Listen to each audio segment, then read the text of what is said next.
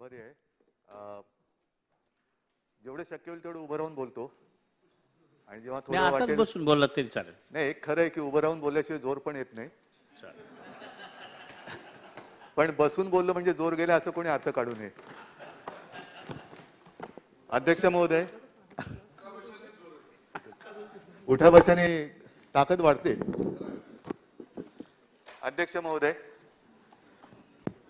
अंतिम आठवडा प्रस्ताव या चर्चेत सहभागी झालेले सर्व माननीय विधानसभा सदस्य आहेत. त्याच्यामध्ये आपले विरोधी पक्ष नेते आहेत, रईस शेख आहेत, रवींद्र वायकर आहेत, आशिष शेलार आहेत, सुनील प्रभू आहेत, अमित साटम, अमू आजबी, नितेश राणे, अतुल भातखळकर, संजय केळकर, महेश बालदी, प्रशांत ठाकूर, सुधीर मुनगट्टीवार, दिलीप लांडे, रवींद्र चव्हाण, श्रीमती मनीषाताई चौधरी, कालिदास कोळंबकर, रवींद्र गायकवाड या सर्वांनी भाग घेतला. आणखीनही कोणी घेतला असेल त्यांनी जे काही मुद्दे उपस्थित केले त्या सर्व मुद्द्यांना एका ह्याच्यात उत्तर देता येणं शक्य जरी नसलं तरी याचा अर्थ असा नाही की त्यांनी मांडलेल्या सूचनांचा किंवा सूचनांची आम्ही नोंद घेतलेली नाही.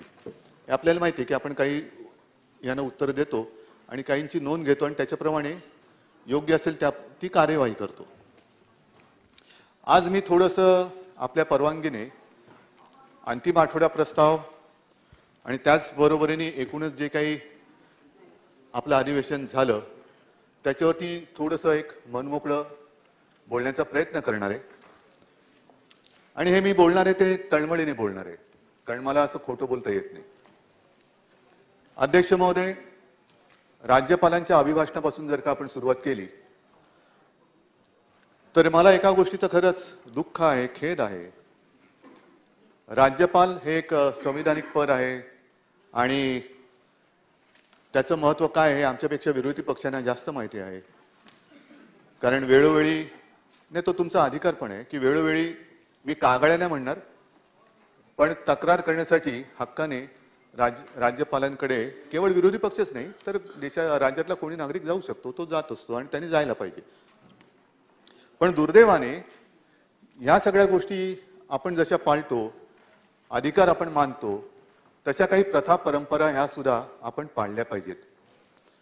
ठीक आहे, एखाद्या गोष्टीबद्दल तुम्हाला आक्षेप घ्यायचा आहे घेऊ शकता, एखाद्या गोष्टीबद्दल विरोधात मत नोंदवू शकता, पण निदान आपल्या राज्याची तरी एक संस्कृती आहे, प्रथा आहे, परंपरा आहे. राज्यपालांनी आपलं अभिभाषण म्हणजे सुरू केल्याबरोबर जो काही गोंधळ झाला तो राज्याच्या संस्कृतीला शोभनीय नव्हता. आपण निदान राज्यपाल महोदय काय बोलतायत हे तरी ऐकून घ्यायला पाहिजे होतं. हा, तेव्हा तुम्ही जो एक उल्लेख केला दाऊदचा उल्लेख, तो तेवढा पुरता नव्हता. नंतर संपूर्ण आठवडा आणि जवळपास महिनाभर आपलं अधिवेशन आहे, तो उल्लेख आपण रोजच करत आलेला आहे. म्हणजे देवेंद्रजी जी काल आपण कविता सांगितली तेच ते आणि तेच ते महिनाभर केलं तुम्ही. दाऊद एके दाऊद, दाऊद एके दाऊद, दाऊद दोणे कोण, हा भाग वेगळा, पण हे तुम्ही ते केलं. पण मला एक अशी अपेक्षा होती की ज्या वेळेला हक्काने आपण राज्य सरकारबद्दल काही तक्रारी आक्षेप राज्यपालांकडे नोंदवत असतो तेव्हा निदान आपलं सरकार, आपल्या राज्याचं सरकार हे काय करत आहे याच्या प्रगतीचा एक आढावा राज्यपाल आपल्यासमोर मांडत असतात. आपण जे काही मुद्दे मांडले, राज्यपालांचं भाषण ऐकलं तर नाहीच, होऊच दिलं नाही. राज्यपाल राष्ट्रगीताला सुद्धा थांबू शकले नाही, त्यांना थांबू दिलं गेलं नाही. म्हणजे हा एवढा मोठा घोर अपमान आजपर्यंत देशातल्या कुठल्या विधानसभेत क्वचितच झाला असेल. पण राज्यपालांच्या अभिभाषणातले मुद्दे जरी आपण पाहिले असते तरी राज्यपालांनी काय सांगितलं की त्यांनी सांगितलं माझे शासन हे समाज सुधारकांच्या आदर्शांचे अनुकरण करते. आता समाज सुधारकांच्या आदर्शांचं अनुकरण करते म्हटल्यानंतर त्यांचं भाषणच ऐकलं नाही तर समाज सुधारक कोण आणि आदर्श तरी काय आणि त्यांचं अनुकरण तरी आम्ही काय करणार, हा एक प्रश्न येतोच. त्याच्यानंतर महत्वाचा होता माझ्या शासनाच्या महाराष्ट्राच्या सीमावर्ती क्षेत्रातील मराठी भाषिक जनतेच्या हक्कासाठी उभे राहण्याचा निर्धार. याच्यासाठी आपण अनेकदा बोलले आणि अनेकदा तुम्ही मान्य पण केलेलं आहे. राहू शकलोय नाही शकलोय पण निदान ऐकायला तर पाहिजे होतं. छत्रपती शिवाजी महाराजांच्या पुतळ्याच्या विटंबनेचा आणि बेळगाव मधील मध्यवर्ती महाराष्ट्र एकीकरण समितीच्या अध्यक्षांवर शाई फेकल्याच्या कृत्याचा माझे शासन तीव्र निषेध करते. आता शासन म्हणजे केवळ एवढंच नाही, आपलं राज्य त्याच्यामध्ये सगळे आले, पण जो जो आपल्या छत्रपतींचा अपमान करेल त्याचा निषेधच नाही तर आणखीन पुढे काय कायद्यानुसार करता येणं शक्य असेल ते करण्याची आवश्यकता आहे. आता पलीकडे राज्य आहे ते शासन आपलं असलं, आपलं म्हणजे ज्यांनी हे भाषण होऊ दिले नाही त्यांचं असल्यामुळे हे बोलू दिलं नाही की काय, हा एक प्रश्न महाराष्ट्राच्या शिवप्रेमी जनतेला पडलेलाच आहे. त्याच्यानंतर त्यांनी जे सांगितलेलं आहे आपण काय काय केलं, मग त्याच्यात कोविडमध्ये काय केलं, मग वैद्यकीय ऑक्सिजनची कमतरता असताना राज्याने कसा ऑक्सिजन मिळवला, केंद्राने त्यांना कुठून आणायला परवानगी दिली, हजारो किलोमीटर लांबून ऑक्सिजन आणायला लागला होता. आणि मी स्वतः तेव्हा VC मध्ये बोललो होतो माननीय पंतप्रधानांशी की हे फार जीवघेणा हा प्रकार म्हणजे अंतर. आधी मला काय माहिती नव्हतं कारण मी काही सर्वज्ञ नाहीये. मी त्यांना विचारलं ऑक्सिजन तिकडनं एअरलिफ्ट करून आणता येतो का, तर अभ्यास झाला आणि सांगितलं की तो अत्यंत ज्वलनशील असल्यामुळे ऑक्सिजन आणता येत नाही, पण निदान रिकामे टँकर आपण पाठवू शकतो. मग रिकामे टँकर एअरलिफ्ट करून तिकडे नेले आणि तिकडनं मग रेल्वेने म्हणा रस्त्याने म्हणा जसं असेल ते आणले गेले. रात्रंदिवस आपल्या शासनाची यंत्रणा ही कार्यरत होती, जिचा मला मुख्यमंत्री म्हणून अभिमान आहे. ही तीच यंत्रणा आहे.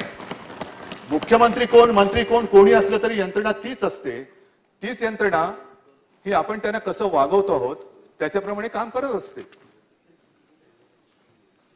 बाकी मी इतर काही डिटेल हे काही देत नाही, पण अनेक योजना ह्या त्यांनी सांगण्याचा प्रयत्न ते किंवा सांगणार होते पण ते ऐकूच दिलं नाही.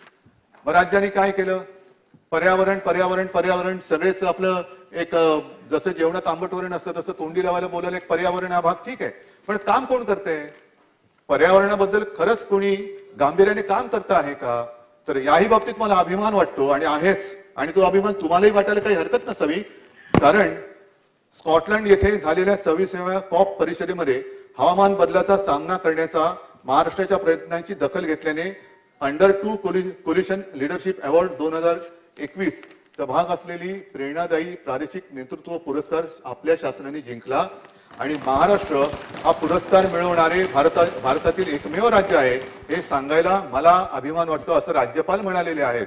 राज्यपालांना अभिमान वाटतो राज्याचा.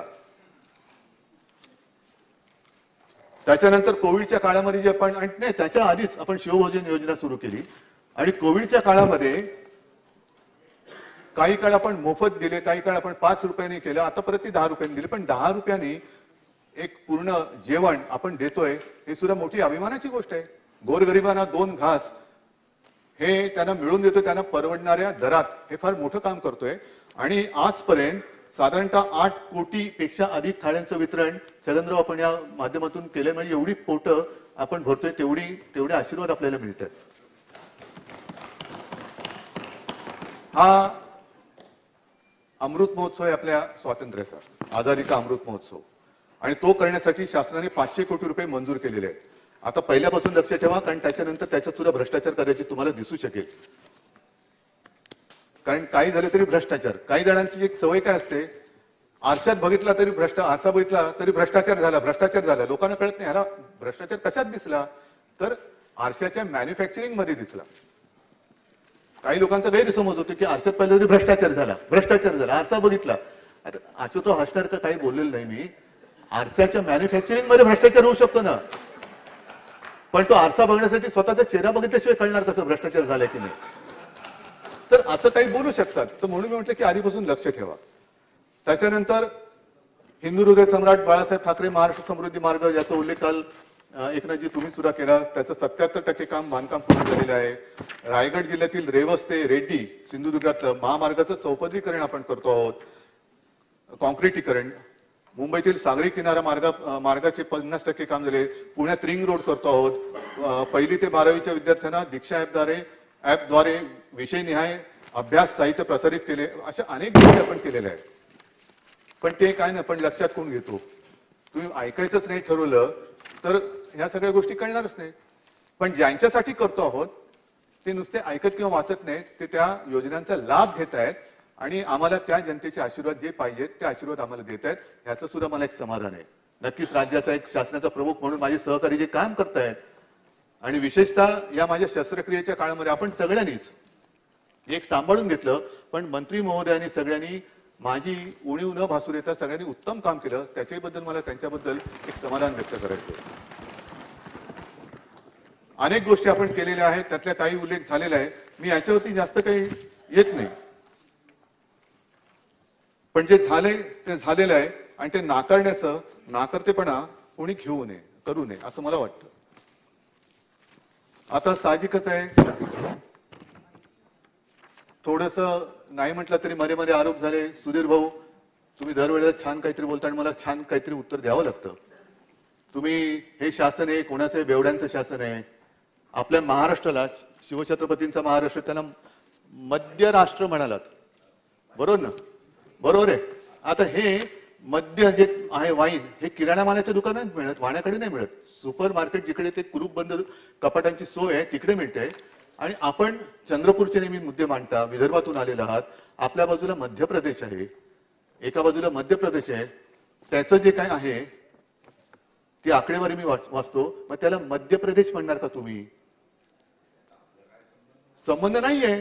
पण त्यांनी जे काय केलेलं आहे असं नाहीये. तुम्ही आपला तो बाब्या आणि दुसरा तो असं नाही करायचं. मी तुम्हाला सांगतो, एक मिनिट सांगतो. देशात 1 लाख लोकसंख्येपेक्षा मागे मद्य विक्रीची दुकाने महाराष्ट्रात सर्वात कमी आहेत. कर्नाटक किती आहेत? कोणाचं सरकार आहे तिकडे? 7.10. मध्य प्रदेश 5.07. आता याचं उत्तर द्या. उत्तर प्रदेश तिकडे 2.60. तामिळनाड 9.43. तेलंगणा 6.30.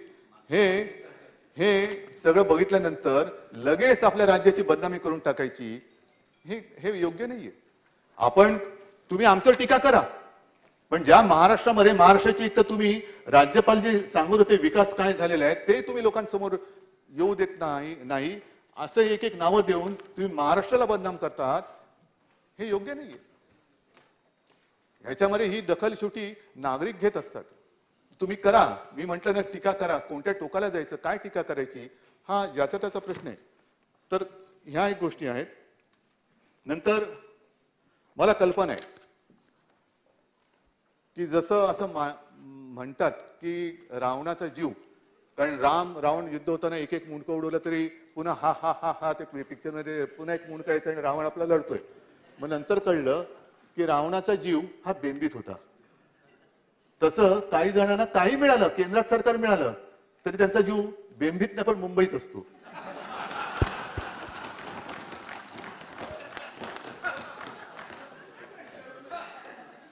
तो जीव मुंबईत असल्यानंतर मी समजू शकतो, कारण मुंबई सारखं शहर नाहीये. मी स्वतः पक्का मुंबईकर आहे, मुंबईत जन्मलेला आहे. त्याच्यामुळे माझ्या शहराचा जसा राज्याचा आणि देशाचा मला अभिमान आहे, तसंच मला माझ्या मुंबईचा अभिमान आहे. आणि माझ्या मुंबईमध्ये जे काय आम्ही करणार ते जगातलं सर्वोत्तम असलंच पाहिजे, हा माझा कटाक्ष असतो. आता मुंबईसाठी काय काय केलं, हा एवढं काही चौवड आहे, सगळी काय वाचण्याची आवश्यकता नाहीये.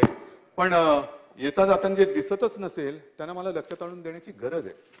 आता मुंबईमध्ये पब्लिक स्कूल, यापूर्वीच्या काळामध्ये महापालिकेची शाळा, म्युन्सिपालिटी स्कूल, म्हणजे त्याला असंच झिडकारलं जाते, हा काय शिकला तिकडे. पण आज तुम्हाला अभिमानाने सांगतो मी की महापालिकेच्या शाळांमध्ये सुद्धा आपल्या पाल्याला ऍडमिशन मिळावी, प्रवेश मिळावा म्हणून बाहेर रांग लागलेली असते. ही कदाचित देशातली एकमेव महापालिका असू शकेल. 8 भाषांमधून शिक्षण देणारी जगातील एकमेव महापालिका आहे. 8 भाषातून देणारी जगातील एकमेव आहे. 480 शाळांमध्ये व्हर्च्युअल ट्रेनिंग देतोय. अद्ययावत अभ्यासक्रम असलेल्या टॅबची आपण वापर करतोय टेंडर काढून. घनकचरा व्यवस्थापन करतो आहोत. मागील 2 वर्षांमध्ये झोपडपट्ट्यांमध्ये 15,000 पेक्षा अधिक शौचालय बांधून पूर्ण केलेत, तर 8,000 पेक्षा अधिक शौचकूपांचे बांधकाम प्रगतीपथावर आहे. जर कोणाची तयारी असेल तर उद्घाटनासाठी आम्ही आमंत्रण देऊ शकतो. शून्य कचरा निर्माण करणाऱ्या इमारतींना मालमत्ता करात 5% सूट. तसंच आपल्याला हे देखील माहिती आहे की 500 स्क्वेअर फुटापर्यंत ज्यांची घरं आहेत त्यांना आपण मालमत्ता करातून पूर्ण सूट दिलेली आहे. अर्धवट दिलेली जी पूर्वी होती तीही काढून टाकली आणि पूर्ण सूट दिलेली. आरोग्यासाठी तर आता नवीन एक योजना सुरू केलेली आहे, कारण अनेक जणांना टेस्ट करून घ्यायचे असतात पण त्या टेस्ट करणं परवडत नाही. म्हणून आम्ही निवडक दवाखान्यांमध्ये हिंदू हृदय सम्राट बाळासाहेब ठाकरे आरोग्य केंद्र योजना, जिकडे जवळपास 139 प्रकारच्या वैद्यकीय चाचण्या या काही मोफत तर काही नाममात्र दरात आम्ही करून देतो आहोत. कर्करुग्णांवरती उपचारांसाठी अद्ययावत प्रोटॉन थेरपी उपचार उपलब्ध करणार अशी सुविधा करणारी ही देशातील पहिली महापालिका आहे. ह्याचं सुद्धा एक आपल्याला दखल घ्यायला पाहिजे. आणि कोविडच्या बाबतीत म्हणाल तर त्याच्यावरती मी पुढे म्हणणारच आहे. आपण जे काही आरोप केले त्याला मी उत्तर देणार आहे.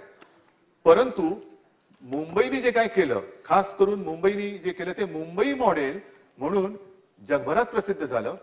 उच्च न्यायालय, सर्वोच्च न्यायालय यांनी मुंबई आणि महाराष्ट्राने जे काम केलं त्याची तारीफ केलेली आहे.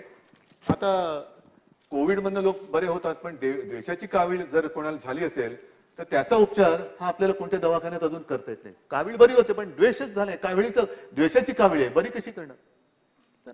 काय करू शकत नाही त्याला. त्याच्याकडे आमच्याकडे उत्तर नाहीये. जम्बो सेंटर सुरू केलं. मला ह्याही बद्दल एक सांगायचंय की जेव्हा कोविडने पहिलं पाऊल आपल्या राज्यात टाकलं आणि इतर देशात संपूर्ण, मला स्वतः आपले माननीय पंतप्रधान बोलले होते की उद्धव देखो ये इटली में क्या चल रहा है, लोग रस्ते पे मर रहे, उठाने के लिए कोई नहीं है. ती एक धोक्याची घंटा त्यांनी तेव्हाच माझ्या लक्षात आणून दिली होती. आणि जेव्हा कोविडने पहिलं पाऊल टाकलं त्याही वेळेला आपलं अधिवेशन सुरू होतं, अर्थसंकल्पीयच होतं वाटतं. आणि त्याच वेळेला टोपे साहेब आपणही होतो, सगळेच होतो, पण आपण एक निर्णय घेतला की तातडीने इकडे तिकडे करण्यापेक्षा फील्ड हॉस्पिटल आणि ती सुद्धा जम्बो ही उभारण्याची गरज आहे. मी तर सांगितलं होतं की लागली तर लष्कराची मदत घ्या, काय कमीपणा त्याच्यात वाटण्याचं कारण नाही, पण त्याही बाबतीत आपल्या यंत्रणेने स्वतःच्या ताकदीने, स्वतःच्या हिमतीने जम्बो कोविड सेंटर्स उभारली. मला तरी माहिती नाहीये की देशात आणखीन कोणी कशी तिकडे उभारली असतील. पण जम्बो कोविड केअर सेंटर जर का आपण उभारली नसती तर जयंतराव कदाचित असं होऊ देणार नाही. पण काही ठिकाणी किंवा एका ठिकाणी झालं की नदीमध्ये मृतदेह टाकण्यात आले, तसं आपण होऊ नाही दिलं. आपण असं होऊ नाही दिलं. आपण जे काय करता येणं शक्य होतं ते केलं आणि या पुढे सुद्धा करू. कोविड येऊ नये, येणार नाही अशी प्रार्थना आहे, पण जनतेच्या हितासाठी आम्ही वाटेल ते करू आणि तसं आम्ही ते केलं. त्याच्यानंतर काल सुद्धा बोलताना बरेच मुंबईचे विषय मार्गी लावलेत. ज्यांची घरं होत नव्हती त्यांची घरं एकनाथजी थोरात साहेब आणि जितेंद्र आपण सगळ्यांनी पुढाकार घेऊन ते धोरणामध्ये काय बदल करायचा, नवीन धोरणं काय करायची, त्यांच्या घराचा प्रश्न आपण मार्गी लावलेला आहे. पत्राचाळ पुनर्विकासाचे भूमिपूजन त्याचं झालेलं आहे.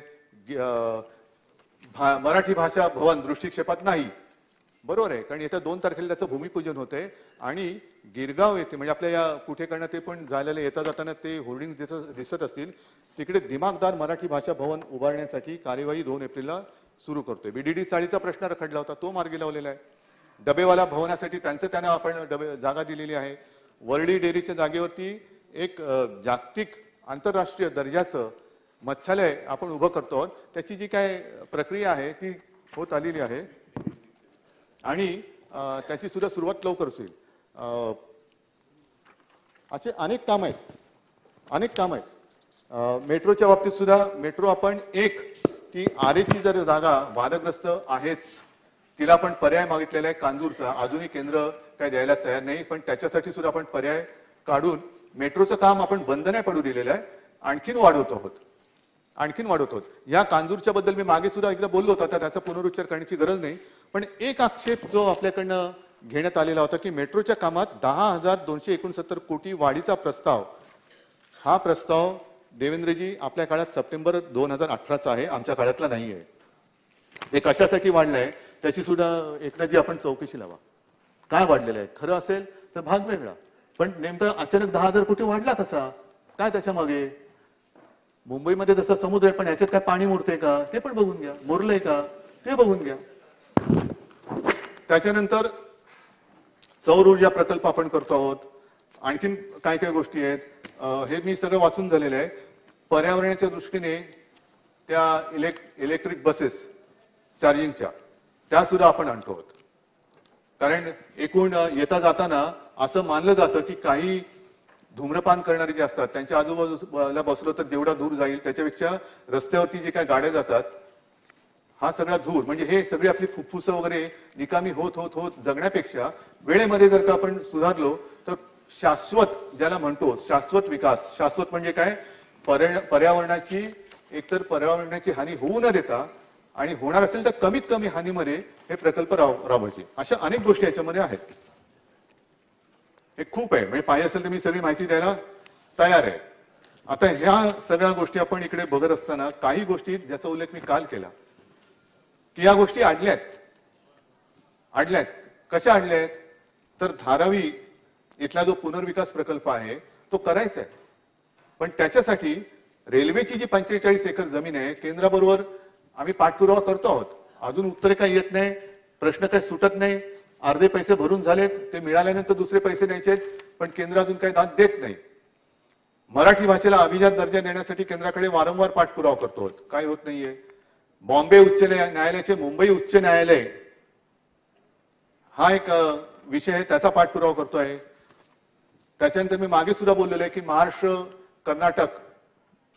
कर्नाटक व्याप्त महाराष्ट्र जो विषय आहे तो सोडवण्यासाठी केंद्र अजून काही करत नाही, कारण ते आहे, पण केंद्र सरकार कोणाची बाजू घेते हे न्यायालयातील जर का आपण सगळं कामकाज पाहिलं तर स्पष्ट लक्षात येऊ शकतं की केंद्र सरकार पालक म्हणून त्यांनी निपक्ष भूमिका घ्यायला पाहिजे, पण केंद्र सरकार नेमकी कोणाची बाजू घेते हे कामकाज पाहिलं तर लक्षात येईल. तर असं का होतंय, ह्याच्यासाठी कोण बोलणार आहे.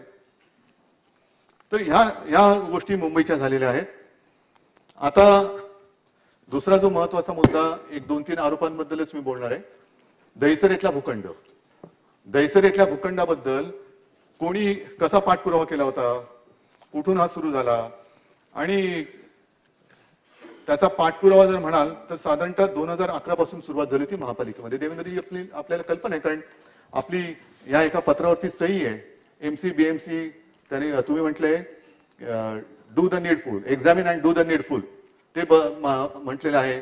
त्याच्यानंतर त्यावेळेचे तुमचे विधान परिषदेचे धनंजय मुंडे, आता विधान परिषदेचे विरोधी पक्ष नेत्यांचा त्यावेळेचा उल्लेख इथे केला तर चालेल ना. अगदी केरळाचं उत्तर तामिळनाडूला दिल्यासारखं नाही ना होणार. मी विचारतो, मला माहिती नाही ह्या गोष्टी. तर त्याने एक पत्र दिलं होतं, त्याच्यावरती तुम्ही उत्तर दिलेलं आहे. अजय मेहतानी नाही म्हटलं का, तर तसंही नाहीये. अजय मेहतानी सुद्धा त्याच्यावरती त्यांची टिप्पणी दिलेली आहे. मग करता करता करता त्याची किंमत वगैरे ठरवतं कोण, चंद्रकांत दादा तुम्हाला कल्पना आहे, कारण महसूल खातं त्यावेळेला आपल्याकडे होतं. ती जी काय जमिनीची किंमत ठरवणारी जी यंत्रणा असते ती आपल्या खात्याकडे होती. त्यांनी ती किंमत ठरवली. ती किंमत दिली गेल्यानंतर पुन्हा त्याच्यावर त्यांनी वाद केला, तर कोर्टात गेलाय. आता आपण असं म्हणतोय की तो तर किती 900 कोटी मागतोय, आपण त्यांना 349 कोटी दिले. पण हा सगळा जो पाठपुरावा आहे त्याची सुरुवात मनीषाताई आपण केली होती. आपण फोटो सुद्धा ट्विट केला होता या दहिसरच्या हॉस्पिटलच्या बाबतीत. हा, मला वाटलं तुम्ही आता तुमचं मत बदलले की काय. हॉस्पिटल हवं की नको, हवं ना, हवं की नको. नाही ते आशिष बोलते बोलू नका, पण तुमच्या वॉर्डाचा प्रश्न आहे, लोक तुम्हाला विचारणार आहेत, आशिषला नाही. हॉस्पिटल हवं की नको. नाही एक मिनिट, तुमचं म्हणून हा सांगा.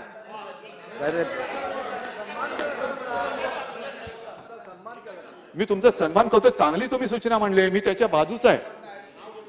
पण आता हा वाद कोर्टात सगळा गेलेला आहे. तिकडे हॉस्पिटल व्हावं ही तुमच्याप्रमाणे आमच्या सगळ्यांची इच्छा आहे, आणि म्हणून तो भूखंड ताब्यात घेण्याचा आग्रह जसा तुमच्या पक्षाने धरला, तेव्हा आम्ही सुद्धा तुमच्यासोबत, तुम्ही आमच्यासोबत महापालिकेत एकत्र होतो. इम्प्रुव्हमेंट कमिटीमध्ये मला वाटतं भालचंद्र सिरसाट यांनी तो आणला, विषय आणला, आणि तो करत करत इथपर्यंत आणला. आता ह्याच्यात भ्रष्टाचार कुठे झाला, कारण कोर्टात प्रकरण आहे. उलट महापालिकेने आक्षेप घेतलेला आहे की याला वाजवीपेक्षा जास्त पैसे दिले गेलेले आहेत, आणि हे दर ठरवण्याचं काम महापालिका करत नाही, ते महसूल खात्याची जी एक यंत्रणा असते ती करते. तिने केलेलं आहे, त्यानुसार ते आपण पैसे त्याने दिले गेलेले आहेत. हा एक भाग आहे. त्याच्यानंतर कोविड काळात भ्रष्टाचार. मला खरंच एका गोष्टीचं दुःख वाटतं की महापालिकेने एवढं अप्रतिम काम केलं, आणि एपिडेमिक ऍक्ट जो आहे त्या एपिडेमिक ऍक्ट मध्ये हे स्पष्ट नमूद केलेलं आहे, ती नोंद माझ्याकडे आहे, की या काळामध्ये तुम्ही काम जे करता त्याच्याबद्दल कोणी आक्षेप घेण्याचं कारण नाही. आणि मी थोडीशी माहिती घेतली, मला आपल्याकडनं जर अधिक त्याला पुष्टी किंवा ते खोडून काढलं तर बरं होईल. प्रामाणिकपणाने सांगतो की कोविडशी लढताना माननीय पंतप्रधानांनी सुद्धा पक्षभेद विसरून सर्व राज्यांना सारखी मदत केली. मी उघड सांगतो, ह्याच्यामध्ये मी कद्रूपणा करणार नाही. काय किंमत होती पीपी किटची तेव्हा, N95ची काय होती, मिळतच नव्हते. आणि मिळत होते ते अशा किमतीला मिळत होते, पण काही वेळेला घेण्याशिवाय पर्याय नव्हता. पण केंद्र सरकारने तेव्हा ते आपल्याला मोफत दिले काही काळ. मग केंद्राने काय केलं की एका सेक्रेटरीचा गट तयार केला आणि त्याला GFR म्हणतो, जनरल फायनान्शियल रूल्स, ते ओलांडून पलीकडे जाण्याची त्यांना मुभा दिली. ती दिल्यानंतर त्या गटाने जशी आवश्यकता, PPE किट कोण आहेत, औषधं कोणाकडनं घ्यायची, व्हेंटिलेटर्स कोणाकडनं, दुर्दैवाने व्हेंटिलेटर्स तेवढे चालले नाहीत, पण करणार काय, जे उपलब्ध होते ते घेतले, घ्यावे लागले. पण त्यांच्याशी वाटाघाटी केल्या आणि ह्या वस्तू ज्या वेळेला गरज होती त्यावेळेला त्या पुरवल्या. म्हणजे टेंडर काढली होती का, आणखीन एका कंपनीला त्यांनी ती जबाबदारी दिली होती, HLL, ही मला वाटतं त्रिवेंद्रमला आहे. तर त्यांनी सुद्धा त्या लोकांची वाटाघाटी करून त्या किमती ठरवल्या. आणि पहिली गरज आहे ना, मला एक साधं असं म्हणायचं की समजा आपल्या समोर कोणतरी बुडतोय, आपल्याला नाही पोहता येत, त्याला काहीतरी वाचवण्यासाठी लाकूड किंवा टायर टाकला पाहिजे, तर टायरचं टेंडर काढत बसणार का, आजूबाजूला जो मिळतोय तो पहिला टायर त्याच्याकडे फेकणार. त्याचा जीव वाचवणं ही प्राथमिकता आहे. आणि तेच काम त्यावेळेला महापालिकेने केलं. आणि महापालिकेने, मी निश्चितपणाने सांगतो की एकही काम विदाऊट टेंडर केलेलं नाही. शॉर्ट नोटीस टेंडर काढली गेली आणि त्याच्यात सुद्धा जो L1 आला त्याला ते काम दिलं गेलेलं आहे. ते सुद्धा त्यांच्या मागे चौकशा. म्हणजे थोडक्यामध्ये काय, मुंबईचं जे कौतुक सगळे जे झालं, मुंबईने जी आपली धारावीमध्ये काय काम केलं, कसं किती ती झोपडपट्टी आहे सगळ्यांनाच माहिती आहे. एकेका खोलीत 8-8, 10-10 लोक राहतात. काय सुरक्षित अंतर ठेवणार आणि मास्क तरी कुठे घालणार. पण धारावी वाचवली, हे केवढं मोठं काम झालं. सगळे म्हणजे मला तेव्हा केंद्राचं पथक यायचं, ते असं थरथरलेलं असायचं, साहब कुछ भी करो धारावी को बचाना पडेगा, कुछ भी करो, आपको जो करना है करो, आप क्वारंटाईन हे करो, काय कॅम्प काढा, 2-2, 4-4 लाखांना तिकीट टाकायला लागलं तरी चालेल, पण तुम्ही काहीतरी करा. पण अभिमानाने हे सुद्धा सांगेन की महापालिकेची यंत्रणा ही महापालिका आयुक्तांपासून तळागाळातल्या त्या कर्मचाऱ्यापर्यंत धारावीत उतरली आणि त्यांनी धारावी वाचवली. ह्याचं कौतुक कोणालाच नाही. कौतुक नका करू, पण निदान एक ती जी काय म्हणे ना, घरच्या म्हातारीचे काळ, ते तरी होण्याचं पाप करू नका. महापालिकेने काम केलं. हा, जिकडे तुम्हाला वाटलं की इकडे उणी राहिली सांगा तुम्ही, पण भ्रष्टाचार केला, कुठे भ्रष्टाचार याच्यामध्ये. तसंच तुम्ही आणखीन एक जो मुद्दा काढला तो STPचा, जो शहराच्या दृष्टीने अतिशय महत्वाचा आहे आणि तो झालाच पाहिजे, तो करणारच. पण आमचं सरकार येण्याच्या आधी 8 ते 9 वेळा ही टेंडर काढून रद्द करण्यात आली. त्याची कारणं सुद्धा सगळ्यांना माहिती आहे, कारण महापालिका आम्ही बघत होतो, सत्तेत सुद्धा आम्ही तुमच्यासोबत होतो. काही वेळेला जी एक त्याला काय म्हणायचं, एक संस्था असते किंवा ज्यांच्याकडे जो अधिकार असतो, ती त्यांचे नॉर्म्स आणि निकष बदलत होते. म्हणून निघालेली याला माझ्यापेक्षा आधी त्याला जास्त माहिती.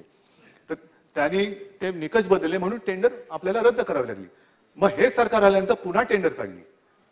त्यांच्या सगळ्या त्या नवीन बदललेल्या नियमानुसार, अत्याधुनिक तंत्रज्ञानानुसार ही सगळी नवीन टेंडर काढली. उघडल्यानंतर असं लक्षात आलं की जेवढी किंमत आपल्याला एक प्रस्तावित होती, एवढ्या किमतीमध्ये व्हायला पाहिजे, त्या किमतीच्या 60 ते 75% ही अबोव आली. 60 ते 75%. मग काय केलं, महापालिकेने IIT कडे पाठवलं की हे तुम्ही बघा, आमचं चुकले का त्यांचं चुकले. आणि त्यांनी पूर्ण अभ्यास केला, त्या लोकांचं प्रेझेंटेशन घेतलं आणि मग त्यांचा अभिप्राय दिला की महापालिकेचं चूक नाहीये, यांचं चूक आहे. मग ती टेंडर पुन्हा रद्द केली.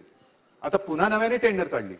नव्याने टेंडर काढल्यानंतर मधल्या काळामध्ये ह्याला जो विलंब झाला, तो विलंब कशामुळे झाला हा एक भाग झालाच.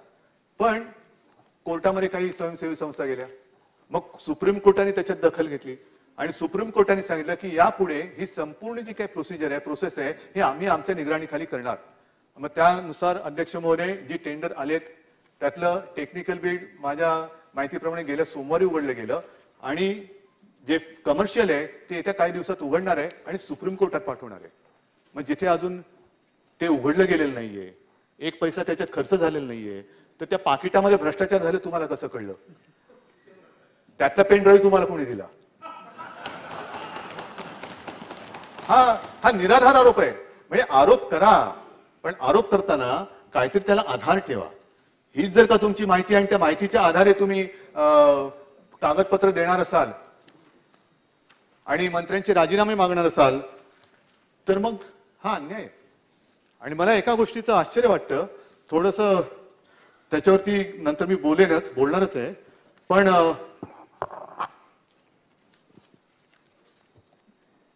ह्या अधिवेशनाच्या सुरुवातीच्याच दिवसांमध्ये, कारण अर्थसंकल्पीय असल्यामुळे माननीय अर्थमंत्र्यांनी आपला एक पंचसूत्रीच्या आधारे सगळे जे जीवनावश्यक गोष्टी आहेत, म्हणजे आरोग्य असेल, त्याच्यानंतर रोजगार असेल, आणखीन काय असेल, त्या अनुषंगाने एक अप्रतिम असा अर्थसंकल्प मांडलेला आहे. अप्रतिम आहे, म्हणजे चांगलं आहे. जे काय आता करता येणं शक्य आहे या सगळ्या कठीण काळामध्ये, त्या सगळ्यांची दखल घेऊन तो अर्थसंकल्प मांडलेला आहे.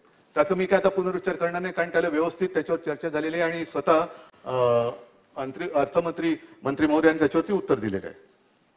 आता मला काय म्हणायचंय, हे थोडं सगळं झाल्यानंतर प्रतिमा आणि बदनामी, टीका मी समजू शकतो, मी टीकेला घाबरत नाही, अजिबात नाही, आणि बदनामीला पण घाबरत नाही, कारण मी जो आहे हा असा आहे आणि तो लोकांना मला माहिती आहे मी कसा आहे, त्याच्यामुळे बदनामीला घाबरत नाही. पण बदनामी करताना कोणत्या थराला जाऊन करायची?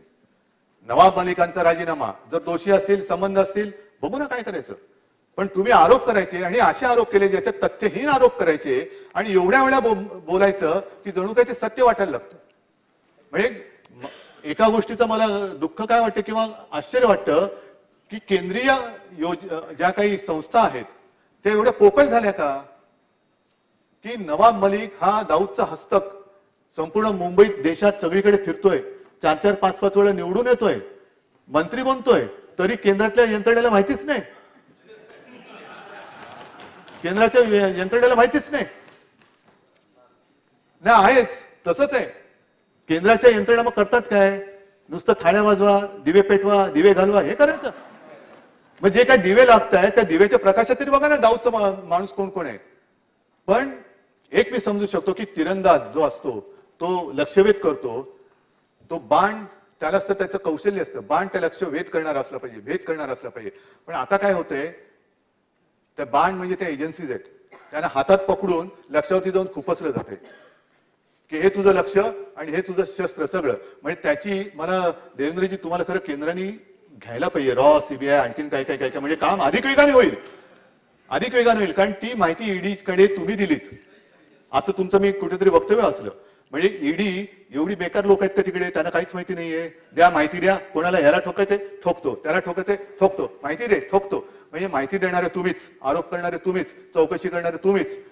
मग त्यांच्याप्रमाणे शिक्षा पण हेच करतात. कारण होणार काय की असे सगळे कडक केसेस करून दिल्यानंतर न्यायालय तरी काय करणार? आमचा न्यायदेवतेवरती विश्वास आहे, पण सगळं यंत्रणा ह्या अशा राबवणार, म्हणजे ती ईडी आहे का घरघडी आहे हेच माहिती नाहीये, हेच कळत नाहीये. आणि मी तसं यावेळेला अधिवेशनामध्ये मध्ये मध्ये येऊन गेलो, माझ्या ऑफिसमध्ये बसून कामं सुरू होती. पण येता जाताना हा गंमत वाटेल पण गमतीचा विषय नाहीये. कारण मी बोललो ना तेच आणि तेच ते दाऊद आणि जुते, मला वाटलं पूर्वी एक दाऊद शूज होते, तो पण घोटाळ्यात गेला म्हणा. पण ते दाऊद शूजची एजन्सी नवीन कोणी घेतली का? कारण दाऊद आणि जुते. बरं हा दाऊद आहे कुठे हो, माहिती कोणाला? म्हणजे एखादा निवडणुकीसाठी विषय किती काळ घेणार तुम्ही? जसं राम मंदिराचा विषय इतके वर्ष तुम्ही घेतलात, आता ह्याच्या पुढे दाऊदचा घेणार आहात का? म्हणजे आधी रामाच्या नावाने मत, आता दाऊदच्या नावाने मागणार आहात का? हे काय चाललेलं आहे? बरं दाऊद जो आहे कुठे आहे माहिती तरी आहे का? कोणालाच माहिती नाही. असेल तर मला आणत का नाही? कारण मागे मला आठवते गोपीनाथ मुंडे आपले उपमुख्यमंत्री होते, त्यांनी सांगितलं की दाऊदला आम्ही फरफटत आणू. आता आपण त्याच्या मागे फरफटत चाललोय आणि त्याचे हस्तक शोधतोय. कुठे हस्तक? तू हस्तक आहे, तू हस्तक आहे, तू हस्तक आहे. पण मला तरी आठवत नाही, तुमच्याकडे माहिती असेल तर सांगा, ओबामाने ओसामाच्या नावाने मतं मागितली होती का? त्यांनी निवडणुकीत त्याचा उल्लेख केला होता का? पण ते जे कावस पाडले, देशावरती हल्ला, आम्ही बोलतो पण हल्लेखोराचं काय करतो? ओबामाने कोणाची वाट नाही माहिती, परवा नाही केली. पाकिस्तान काय केलं, ढग आहेत तर त्याच्या आडून हेलिकॉप्टर पाठवायचं का, असं थिल्लरपणा नाही केला. थेट त्यांचे ते जवान पाठवले आणि घरात घुसून त्या लादेनला मारला. ह्याला म्हणतात भरदपणा. कान्या मारत दाऊदला उडवा ना, मूळच उकळून टाका. अजूनही आम्ही बघतोय कोण कोण कसं येते, त्यांचे अंडरवर्ल्ड शिकेचे संबंध आहेत, मग ते कोण त्याचं हस्तक आहे. जा घुसा, दाऊदच्या घरात घुसून त्याला मारा, जसं ओबामाने ओसामाला मारलं तसं. ह्याला म्हणतात मर्दपणा, याला म्हणतात हिंमत, याला म्हणतात हिंमत. पण काही न करता नुसतं तुम्ही जे आमच्यावर आरोप करतायत, मी पुन्हा प्रामाणिकपणाने सांगतो की देशद्रोह्यांच्या विरोधात आम्ही आहोतच, त्याच्याबद्दल कुठेही दुमत होण्याचं कारण नाही. पण नवाब मलिकांचा राजीनामा तुम्ही मागता आहात, त्याच्या आधी जे काही घडले काश्मीरमध्ये, त्यावेळेला मेहबूबा मुफ्ती बरोबर तुम्ही बसला होतात. मी ते माझ्या भाषणात पण बोलले, अनेकदा बोलले, तेच ते आणि तेच ते, दुसरं आहे काय आपल्याकडे. पण अफजल गुरुला फाशी देण्याचा जेव्हा प्रश्न आला, त्यावेळेला या मेहबूबा मुफ्तीबाईंचं काय वक्तव्य होतं? अफजल गुरुला फाशी देऊ नका. ज्यांनी लोकसभेवरती हल्ला केला, देशाच्या सर्वोच्च लोकशाहीच्या मंदिरावरती हल्ला केला, त्याचा मास्टर माइंड, त्याचा ब्रेन, त्याला फाशी देऊ नका. आणि दिल्यानंतर त्याचं पार्थिव त्यांच्या कुटुंबियांकडे द्या. त्यावेळेला जर मी विसरलो नसेल तर तेव्हा सत्तेमध्ये भाजपा सामील होता नव्हता माहित नाही, पण त्यांच्याबरोबर तुम्ही सत्तेचा पाठ मांडला होता. त्याच्या आधी सुद्धा त्यांची मतं कशी होती? कारण एका रात्रीमध्ये नाही, असेल किंवा नसेल, मी आरोप नाही करत आहे, मी सांगतोय घटना, माझं समजून घ्या. मी तुमच्यावरती आरोप नाही करत आहे. जर तुम्ही सत्तेत तेव्हा असाल तर असेल, एक काढल्या तारखा तर कळतील. पण बुरहान वाणीला मारल्यानंतर सुद्धा ज्यांच्या घरी या मेहबूबाबाई गेल्या होत्या, म्हणजे त्यांचे विचार एका रात्रीत नाही बदलले. या विचारांची ही माणसं माहिती असताना सुद्धा तुम्ही त्यांच्यासोबत सत्तेत बसला. मग अफजल गुरु देशद्रोही नव्हता? मग ते का अफजल सरकार होतं का बुरहान सरकार होतं? कोणी कोणाचा राजीनामा घ्यायचा किंवा सत्ता तेव्हा तुम्ही स्थापन नंतर केली असेल किंवा आधी केली असेल, पण विचार तर तेच आहे. जसं मी सांगतो की मी कडवट हिंदुत्ववादी आहेच आणि तो राहणार. माझे विचार बदललेले नाहीयेत आणि बदलणार नाहीये, मी परत एकदा सांगतो तुम्हाला. पण सत्तेसाठी आपण काय करायचं ते सोडून द्यायचं. म्हणजे आणखीन एक म्हण आहे, ते स्वतःच ठेवायचं झाकून.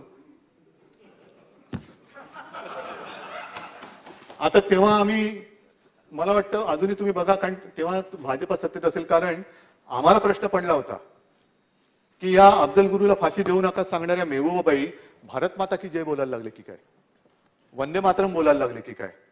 बोलले असते तर आम्ही सुद्धा सत्तेत नसतो आलो, पण त्यांच्यात दर्शन घ्यायला आलो असतो आम्ही. की ते एकमेका बरोबर आल्यानंतर वंदे मातरम बोलायला लागल्या, भारत माता की जय बोलायला लागल्या. या सगळ्या गोष्टी बघितल्यानंतर आणखीन एक मुद्दा जो आहे, तो मुद्दा मुदस्सर लांबेचाच आहे. मुदस्सर लांबेचं तुम्ही सांगितलं नाही, दाऊद के लांबे हात. हे लांबे हात त्या माहीमच्या दर्ग्यामध्ये आपल्याला हार घालत असतानाच फोटो, आणि तेव्हा एक ऐतिहासिक क्षण होता तो. आणि त्या ऐतिहासिक क्षणाचे सगळे क्रांतिकारक ह्यांचे फोटो आहेत, मुदस्सर लांबे आणि सगळेजण. हे सगळे क्रांतिकारक, त्यांच्यावरची गुन्ह्याची यादी वाचा. आणि कदाचित तेव्हा आपल्याला कल्पना नसेल, कारण असं कधीतरी होतं की आपल्यासोबत कोणतरी फोटो काढतो आणि नाही, आता परवा तुम्ही माझा त्या याच्याबरोबर फोटो दाखवला ना, मग तसा माझा तुमच्यासोबत फोटो आहे, मोदीजींबरोबर सोबत आहे, अमितजींबरोबर सोबत आहे. त्यांनी काय होत नाही, पण किमान आपण बोलताना फोटो बद्दल काय नाही. कारण मागे एकदा असं म्हटलं होतं की फोटो कधी कोणी लग्नात फोटो काढला म्हणून काय तो त्याच्या आणि त्याचे काही संबंध लावता येतील असं नाहीये. पण विशेष म्हणजे त्या नेमणुकीचं पत्र, कारण ती निवडणूक त्याची प्रक्रिया मला वाटतं दादा आपण सगळी सांगितली, पण त्याच्यावरती सही जी आहे ती सही तत्कालीन जे मंत्री होते त्यांनी हिरव्या शाहीमध्ये केलेली आहे. आता तो हिरवी शाही योगायोग असू शकेल, आणि ते म्हणजे आताचे तुमचे राष्ट्रीय सरचिटणीस विनोदजी तावडे, त्यांची सही आहे त्याच्यामध्ये. तर तो पण कागद माझ्याकडे. तर ह्या काही काही गोष्टी आपण समजून घेतल्या पाहिजेत एकमेकाला. धर की ठोक हे बरोबर नाहीये. याने कोणाचंच काय होणार नाहीये. नुसता आरोप करून राज्य चालू शकत नाही. एखाद्याला तू वाईट आहेस हे सांगण्यासाठी तू स्वतः किती चांगला आहेस हे लोकांना सांगावं लागतं, दाखवून द्यावं लागतं. तो सांगेल की हा किती वाईट आहे. पण तू काही केलं नाही. अरे मग तू तरी काय केलं ते तर सांग. पण तुम्ही जर का तेच केलं असेल कळत न कळत, मग हा कसा काय वाईट होऊ शकतो. आणि म्हणून मला असं वाटतं की आता जे काय चाललेलं आहे, एक गोष्टी आधी बोलून मग केल्या जातात. आता मध्ये हर्षवर्धन पाटील जे पहिले तुमच्याकडे होते, त्यांना झोप लागत नव्हती, मग झोपेचं औषध घेतलं, तिकडे जाऊन झोपायला लागले.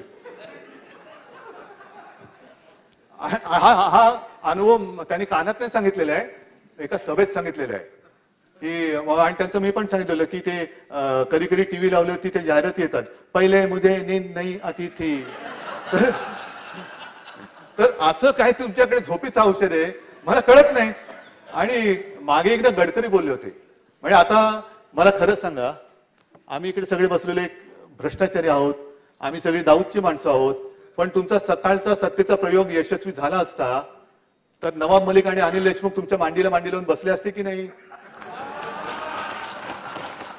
आम्ही जर का तुमचा गळ्यात पट्टा बांधला असता तर जे काही तुम्ही आमच्या कुटुंबांची बदनामी करताय ही अत्यंत नीच, निंदनीय आणि अत्यंत विकृत अशी गोष्ट आहे की एकमेकाच्या कुटुंबाची विकृत बदनामी करणं. अरे सर, मर्द असशील तर मर्दासारखा ये अंगावर, बघतो तू आहे आणि मी आहे. पण तुमच्या सत्तेचा दुरुपयोग करून, तुम्ही त्या संस्थांचा दुरुपयोग करून, म्हणजे महाभारतामध्ये शिखंडीचा उल्लेख आहे. तो शिखंडी कोण होता मी सांगण्याची गरज नाही. लढण्याची ताकद नाही, मग शिखंडीला मध्ये टाकलं. आता कळतच नाही शिखंडी कोण आहे आणि मर्द कोण आहे, कोण कोणाच्या आडून लढतोय. याला मर्दपणा नाही म्हणत, नामर्दपणा म्हणतात. हिंमत असेल तर समोरासमोर या आणि लढा. हे यंत्रणा वापरायच्या, घराघरातल्या कुटुंबियांना बदनाम करायचं, धाडी टाकायच्या, हे काय? आणि मागे नितीन गडकरी बोलले होते की आमच्याकडे वाल्याचा वाल्मिकी होतो, वाल्याचा वाल्मिकी होतो. मग जसं ईडीचं काम ते मनी लॉन्ड्रिंग असतं, तसं तुमच्याकडे काही ह्युमन लॉन्ड्रिंगचं काम आहे का? की बरबटलेला माणूस घ्यायचा, त्याला म्हैसूर सँडल सोप लावायचा आणि छान अत्तर बित्तर लावून झाला बघा कसा सुंदर. हे ह्युमन लॉन्ड्रिंग तुम्ही सुरू केलेलं आहे का? ह्या सगळ्या गोष्टी आहेत ना. आता एकच मला जे सांगायचंय की आता हे सगळं झालं, ह्युमन लॉन्ड्रिंग झालं, हे सगळे जे काही होत आहे हे असं समजू नका की कोण बघत नाहीये, कोणाच्या लक्षात येत नाहीये. कारण जसं आपल्या पोरांचे चाळे थेर बघू न शकणारा त्यांचा पिता आंधळा धृतराष्ट्र होता, तसा हा धृतराष्ट्र नाही, हा छत्रपतींचा लढणारा महाराष्ट्र आहे. हा महाराष्ट्र आहे, हा महाराष्ट्र आहे. आणि ह्या अशा वाटेला जाऊ नका, यातनं कोणाचंच काही होणार नाहीये, कोणाचंच भलं होणार नाहीये. आणि म्हणून मला असं वाटतं की हे सगळे जे काही चाललंय ना, हे आता मी घाबरलं म्हणून नाही सांगत आहे, त्याच्यावरती सुद्धा पुढे बोलणार आहे. पण यातनं काहीच होणार नाही. लोकांना आपण काय देणार आहोत, ही संधी आहे. अनेकांची स्वप्न इथे येण्याची असतात, ती संधी प्राप्त त्यांना होत नाहीये. आपल्याला संधी मिळालेली आहे. संधीचं सोनं करायचं का माती करायचं हे ठरवा. काय असतील ना मतभेद सांगा, काही सूचना असतील सांगा, काही नवीन कल्पना असतील सांगा, कोण आमच्यात गुन्हेगार असेल जरूर सांगा, पण उगाच काहीतरी बदनामी करू नका. आणि म्हणून मी आता जे बोलतोय की तुम्हाला सत्ता पाहिजे ना, म्हणून तुम्ही हे ताण तणाव कुटुंबियांना तणावाखाली ठेवायचं, मग ह्याला अटक करायची, त्याला बेलच मिळू द्यायचं नाही, हे सगळे चाललेत ना. चला मी या सगळ्यांच्या समोर सांगतो, तुम्हाला सत्ता पाहिजे ना, उगाच तुम्ही काही गोष्टी करू नका. पेन ड्राईव्ह गोळा करायला जाऊ नका. पेन ड्राईव्हचा खप उगाच वाटतो, ज्यांना गरज असते त्यांना मिळत नाही, त्यांना राहू द्या. पेन ड्राईव्हची गरज नाहीये. मी म्हणतो मी तुमच्या सोबत येतो, मी येतो तुमच्यासोबत, सत्तेसाठी नाही येत. तुम्ही जे आता चाळे केलेले आहेत सगळे माझ्या कुटुंबियांची बदनामी करायची, त्यांना उगाच त्यांच्या काहीतरी काय मालमत्तेवरती टाच, आज ह्याच्यावरती टाच त्याच्यावरती टाच, ह्या टाचेला मी काही घाबरत नाही. कारण शाळेमध्ये मला छत्रपतींची कविता होती, खबरदार जर टाच मारुनी उडविन चिंधड्या राई राई एवढ्या. त्याच्यामुळे मी टाचेला नाही घाबरत. पण मी तुमच्या बरोबर येतो, टाका मला तुरुंगात. माझ्यावरती जायचं नाही, या ना मग. कुटुंबाशी कशाला बदनामी करताय? आम्ही कधी तुमच्या कुटुंबियांची बदनामी केली? कधी तुमच्या कुटुंबियांच्या काही भानगडी असतील आहेत असं म्हणत नाही, तर आम्ही काढण्याचा प्रयत्न केलेला आहे. मी येतो तुमच्या बरोबर, तुम्ही टाका तुरुंगात. मग तुमच्या फुरसतीने मग ते सगळे आरोप गोळा करा, ते पण करू नका, कारण त्याची गरज नाही. कारण खुलासे करून उपयोग नाहीये, खुलासे करून कुठे ऐकलं जात नाहीये. काही गोष्टी सादर केल्या तरी त्या नाकारल्या जातात. मग ह्याचं शेपूट त्याला, त्याचं शेपूट त्याला करून पुरावे सगळे गोळा केले जातात आणि कोर्टासमोर नेले जातात. कोर्ट काय करणार, समोर आहे त्याच्याप्रमाणे दे शिक्षा.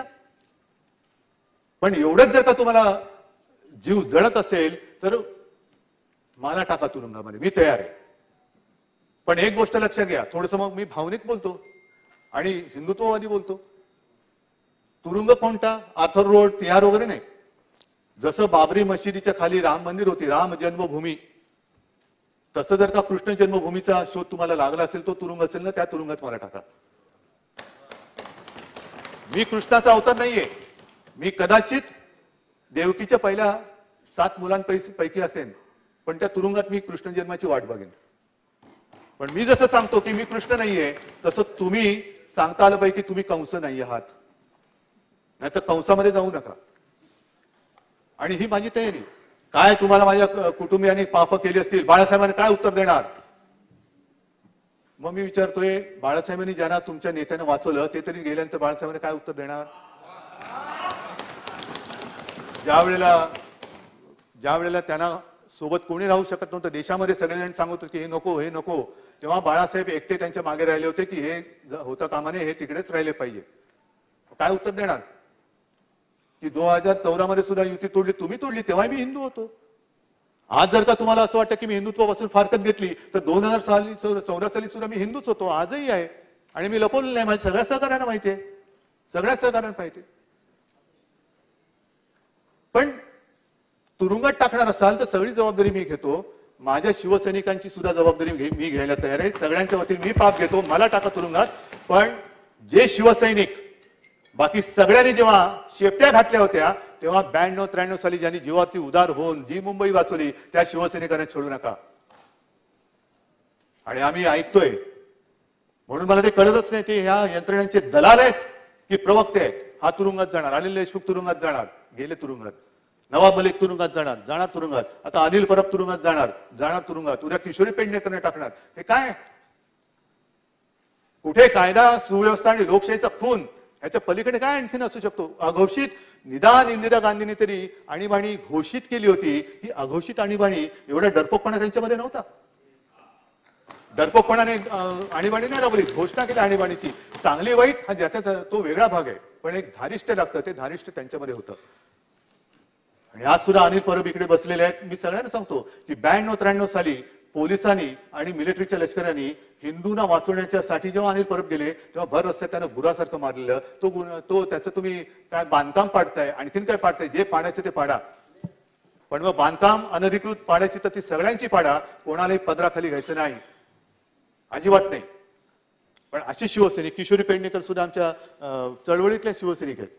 ज्या वेळेला एका व्यक्तीला बाळासाहेबांनी काढून टाकला होता 2005 ला, काढून टाकला, गेट आउट, नाही पाहिजे तू, असा अशी घाण नाही पाहिजे, तेव्हा त्यांच्यासोबत काही जण गेले होते. तेव्हा त्या निदर्शनाच्या वेळेला या किशोरी त्याच्या डोक्यात वर्णवीट मारली होती, मोठं डोकं म्हणजे जवळ खूप पडली होती, वाचल्या त्या. पण हे असे गुन्हेगार. महापालिकेमध्ये घोटाळा, मुंबई महापालिकेमध्ये घोटाळा, मग पिंपरी चिंचवडमध्ये सुद्धा त्या स्टँडिंग कमिटीच्या अध्यक्षाला घोटाळ्यामध्ये पकडलंच आहे ना. या सगळ्या गोष्टीचा म्हणजे म्हणून मी म्हटलं ना की वेगळेपण काय आहे हे पहिलं लक्षात घ्यायला पाहिजे. आणि म्हणून मी शेवटी एकच म्हणेन की आपण ही कविता केवळ तुमच्यासाठी नाही, माझ्यासाठी नाही. ही कविता काल तुम्ही म्हटला ती वेगळी होती. मी बहिणाबाई चौधरींची एक कविता आहे आणि ती आपल्याला सगळ्यांनी लक्षात घेण्यासारखी कविता आहे. माणूस माणूस मतलबी रे माणसा, तुले फार हवं तुझी हाका केला आशा. आता गुलाबराव तुम्ही याचं भाषांतर मराठीत करून सांगा, कोणत्या भागातले असतील, दादा तुम्हाला पण असेल. आणि हे बाकीची मी हे वाचत नाही, कारण खूप त्यांनी वर्मी लागेल असं लिहिलेलं आहे. म्हणजे पुढचं जे आहे, मानसा मानसा तुझी नियत बेकार, तुझ्याहून बरं गोठ्यातलं जनावर. हे अशा सगळ्या गोष्टी आहे. आणि शेवट जो आहे तो फार महत्वाचा, जो तुम्ही आम्ही सगळ्यांनी लक्षात ठेवला पाहिजे. मानसा मानसा कधी होशीन माणूस, लोभासाठी, लोभ सगळ्यांनाच असतो, पण लोभासाठी झाला मानसाचा रे कानूस.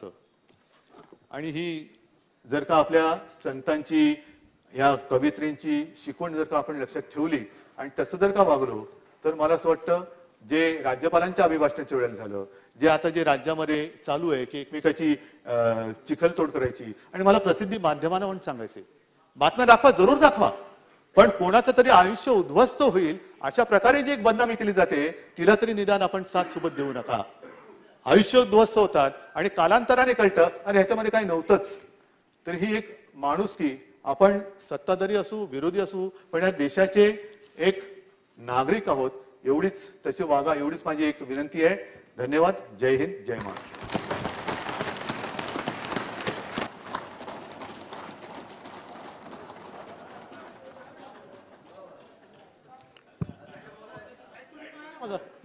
तुम्ही रिप्लाय देणार आहे का?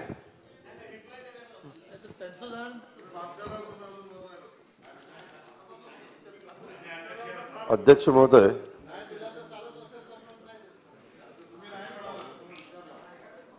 नाही त्याच्यावर भागत असेल तर मग मी खाली बसतो माझं.